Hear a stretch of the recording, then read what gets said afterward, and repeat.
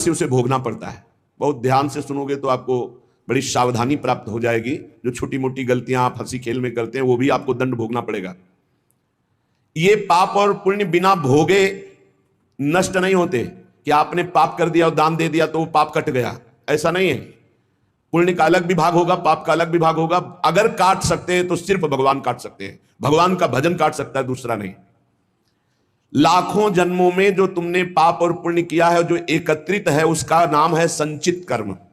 संचित पाप और पुण्य, और उससे जब मनुष्य शरीर मिलता है या जो शरीर मिलता है, उससे जो हिसाब निकाल करके कुछ पुण्य और कुछ पाप, उसे प्रारब्ध भोग कहते हैं।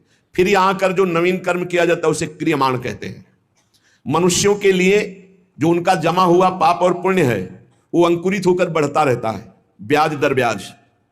बहुत दुर्गति होती है, इसीलिए बहुत जन्म हम भोगे तो भी अपने संचित कर्म को नहीं भोग सकते।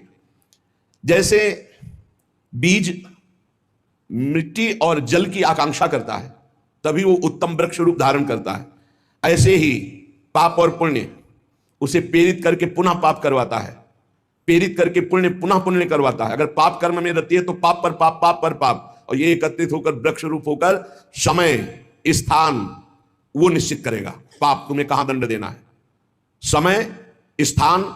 बुरी दशा आने के पहले बुद्धि बदली जाती है, उसकी बुद्धि बदल दी गई। आप ना आवे आप पर ताई तहां ले जाए, वो वहीं ले जाएगा, उसी स्थान पर मारा जाएगा, उसी स्थान पर जो दंड उसे मिलना मिलेगा। जैसे आपने छोटा पाप किया तो आपके चलते समय पैर में कांटा चुभेगा और दुख होगा, कांटा निकाला गया, थोड़ी दिन वहां दर्द रहा, खत्म हो गया, आपका पाप क्षय हो गया। छोटा पाप कोई, आगे बताया जाएगा कौन कौन से पाप से कैसे कैसे दंड मिलते हैं। अब अगर आपसे थोड़ा बड़ा पाप बना है तो वही पैर में लोहे की कील बनकर चुभेगा, कांटे की जगह लोहे की कील, अधिक दुख होगा। और बड़ा पाप बना है तो खजूर का कांटा, बड़ा कील, ऐसे आपके पैर में चुभ। बिना पाप कर्म के कहीं भी किसी को कोई भी दुख नहीं हो सकता। सिर में दर्द होना, आजीवन पूरे जीवन सिर का रोग हो गया कि वो दर्द ही होगा 2-4 दिन में, 10 दिन में, पाप का कारण। अपथ्य भोजन, सर्दी सहन न होना, गर्मी सहन न होना, हर समय हृदय जलते रहना, पाप का लक्षण। भिन्न भिन्न पाप भिन्न भिन्न प्रकार के दुख देते हैं दीर्घ काल तक। शस्त्र और अग्नि आदि का भय ये पाप के कारण होता है।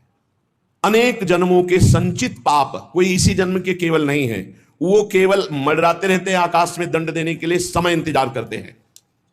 जैसे नरक में पड़े हुए जीव तुम देख रहे हो, घोर पाप का फल भोग रहे, केवल दिखाया गया था नरक। जानते हो किस बात से? कल याद होगा, सुमति जी ने पानी पीने जाने वाली गौओं को वैश्य कुल में 7वें जन्म में जन्मे जब थे तो उन्होंने उनको नहीं पीने दिया, इसके अपराध से उनको नरक दिखाया गया था। तो वो यमदूतों से प्रश्न करते जाते हैं और उनका उत्तर यमदूत देते जाते हैं।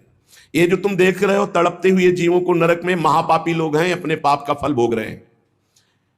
जब कोई पुण्यात्मा होता है तो स्वर्गलोक में जाता है, देवताओं के साथ रहता है, गंधर्व उसका गुणगान करते हैं, अप्सराओं का नाना प्रकार से सुख उठाते हैं। और जब पुण्य भोग क्षीण हो जाता है तो फिर यहां आकर के मनुष्य लोक में अपने कर्मानुसार जन्म लेते हैं।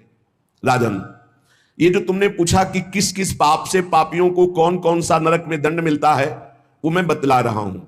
जो नीच मनुष्य कामना और लोभ के वशीभूत होकर दूषित दृष्टि से हर स्त्री को भोग भाव से देखता है, जिसको देखता है बस काम भाव से देखता है। बोले जो दुष्ट दूषित भाव से माताओं बहनों को भोग दृष्टि से देखता है, तो यहां बड़ी बड़ी चोंच वाले वज्र के समान जिनकी चोंच ऐसे गिद्ध बार बार हजारों वर्ष उनकी आंखों को नोचते और खाते रहते हैं, वो आंखें बार बार होती रहती हैं, बार बार निकालते, यही वहां है कि मरना नहीं है। उनकी दोनों आंखों को वज्र तुल्य नरक के पंछी बार बार निकालते हैं और खाते हैं, और उनके पुनः नए नए नेत्र उत्पन्न हो जाते हैं। इस पापी को पलक झपकने तक के लिए विश्राम नहीं मिलता, निमिष तक के लिए कि थोड़ा चैन मिल जाए, महान दुख होता रहता है। हजारों वर्ष तक उसको इस नेत्र दर्द पीड़ा भोगनी पड़ती है। और फिर जब मृत्युलोक में जन्मता है तो नेत्र रोगी पैदा होता है। वो यहां पैदा होगा नेत्र रोगी, या नेत्र ही नहीं है या नेत्रों में दिखाई नहीं दे रहा, कई तरह के व्यवधान, जिन्होंने नेत्रों का दुरुपयोग किया। अब जिन लोगों ने, जिनको तुम देख रहे हो इनकी जबान काटी जाती, बार बार जबान नोची जाती है, ये वही लोग हैं जो शास्त्र का गलत उपदेश किए हैं, गलत अर्थ किए हैं, अपनी वासना की पूर्ति के लिए शास्त्र का गलत प्रयोग किए हैं, जो किसी को गलत सलाह दी है, तो इनकी जबान बार बार छोटे छोटे हिस्से में तलवार से काटी जाती है। शास्त्र का उल्टा अर्थ बताया, उसकी जबान को वहां हजारों वर्ष काटा जाता है। खिलवाड़ नहीं, प्रश्न उत्तर कर देना। अगर आपका उत्तर गलत है तो आप नरक जाएंगे। प्रश्न करता तो आप पर श्रद्धा करके पूछ रहा है और आपने मनमानी उत्तर दे दिया और वैसा आचरण कर दिया, तो उसको पाप नहीं लगेगा, पाप आपको लगेगा, क्योंकि आपने आदेश किया है और आपकी दुर्गति हो जाएगी। इसीलिए अनाधिकारी को जब जनक जी महाराज विदेह राज ने पूछा, निमि जी ने नवयोगेश्वरों से कि मैंने यही प्रश्न कर्म के विषय में सनकादि से पूछा था, वो मौन थे, कोई उत्तर नहीं दिया, क्यों? तो बोले उस समय आपका ज्ञान जागृत नहीं हुआ था, आप उस समय अनाधिकारी थे, कर्म का बड़ा सूक्ष्म विषय होता है, इसीलिए वो मौन थे। ऐसा नहीं कि हर प्रश्न का उत्तर फटाक से दे दे, और वो गलत है अगर उत्तर, तो शास्त्र सम्मत नहीं है, तो उत्तर देने वाले को नरक का दंड मिलेगा, उसकी जबान हजारों वर्ष वहां काटी जाएगी। जो शास्त्र का गलत अर्थ करता है, जो शास्त्र को अपनी वासना पूर्ति के लिए घुमा करके बोलता है, जो किसी को बुरी सलाह देता है, उसकी जबान यहां काटी जाती, जो देख रहे हो। और हे सुमति जी, जो वेद की निंदा करते हैं, देवताओं की निंदा करते हैं, संतों की निंदा करते हैं, वैष्णव की निंदा करते हैं, गुरु की निंदा करते हैं, गुरु पर दोष दृष्टि करते हैं, गुरु को वक्र दृष्टि से देखते हैं, क्रोध दृष्टि से, उन सब को यहां भयंकर वज्र तुल्य वाले जिनकी चोंच है, ऐसे पक्षी गिरा गिरा करके उनके अंगों को नोचते हैं, जबान, आंख और उनके शरीर के अंगों को। जितने निमेष तक उनके द्वारा ये जिह्वा जनित पाप हुआ है, उतने हजार वर्ष तक उनको पक्षी नोचते हैं। जो नराधम बिना दोष के दो मित्रों में फूट डाल देते हैं, एक दूसरे की चुगली करके, पिता पुत्र स्वजन में भेद पैदा कर देते हैं। और जो पुरोहित, बहुत ध्यान देने योग्य बात, अनुष्ठान का संकल्प लेता है लेकिन अनुष्ठान पूर्ण नहीं करता, जजमान को क्या पता? जो पुरोहित जजमान से नियत संख्या ले ली धन और अनुष्ठान पूरा नहीं किया, या जो अपनी माता और पिता का अपमान किया, जो अपनी शरणागत, अपने अर्धांग विराजमान पाणी ग्रहण की हुई पत्नी का विविध प्रकार से अपमान और शोषण किया, वो यहां आरे से चीरे जाते हैं हजारों वर्ष तक। दिखाया, देखो ये बीच आरे से आराम आराम से एक एक अंग चीरे जाते हैं। उस पुरोहित को भी दंड मिलता है, उस पुत्र को दंड मिलता है जो माता पिता का अपमान, उस पति को दंड मिलता है जो पत्नी का शोषण, उस पत्नी को दंड मिलता है जो पति से छल करती है। आप खुली आंख इनकी दुर्गति देख सकते हैं। जो दूसरों को कष्ट देने का स्वभाव बना लिया है, बातचीत चेष्टा से कष्ट ही देना है, जो दूसरों की प्रसन्नता में जलते हैं, जो दूसरों की घरों में, सोए हुए घरों में आग लगा देते हैं या फसलों में आग लगा देते हैं और उनको प्राणांतक कष्ट देते हैं, उन अधम पापियों को यहां जलती हुई आग में जलाया जाता है। तुम देख लो, तपती हुई बालू डालकर उनको भूना जाता है और यहां आग में उन्हें जलाया जाता है।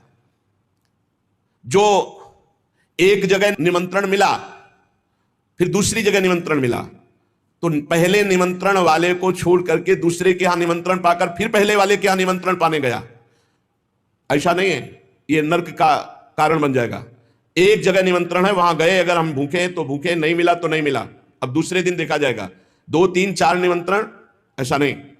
जो ब्रह्मर्षि किसी देव कार्य के लिए, पितृ कार्य के लिए यजमान के द्वारा निमंत्रित किया गया और वो दूसरी जगह भोजन कर लिया, दूसरे निमंत्रण को स्वीकार करके फिर उसके यहां भोजन करने गया, तो उसको यहां नरक में 2 टुकड़े करने वाला दंड मिलता, बार बार उसके 2 टुकड़े। ये बार बार बहुत जगह भंडारा, बहुत जगह निमंत्रण, ये ऐसा नहीं है, सिद्धांत है। तुम भूखे हो तो एक जगह चले जाओ और अपना पेट भरो, भजन करो।